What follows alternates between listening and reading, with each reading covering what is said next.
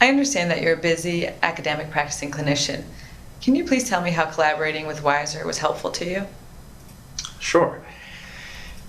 Number one, first and foremost, was the enthusiasm to collaborate. I can't tell you how refreshing it was to work with all the personnel down here at WISER.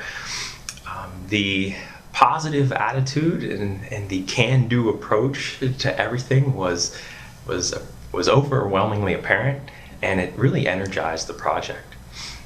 I basically came off the streets with this big idea, and the personnel here not only embraced it, but put a lot of time into critically thinking about how to make the project better. And this wasn't a one-way street where it was just, well, I'm going to make some demands and then everybody would try to make it work. It really was a collaboration, and it was idea sharing, and it was thought-provoking.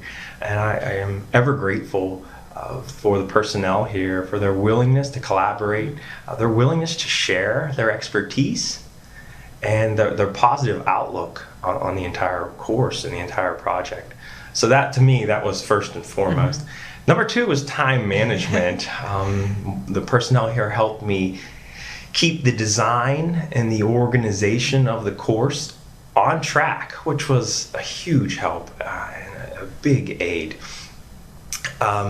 We together collaboratively developed a timeline, and the WISER personnel here not only helped me make sure we met our goals and objectives, but make sure we met those goals and objectives on time. My job, I have both clinical and faculty responsibilities, and the hardest part of my job is to keep all of those balls in the air, if we use a juggling metaphor, and deadlines are important to me and are vital for me, and so the WISER personnel here helped me not only make those deadlines, but then keep those deadlines.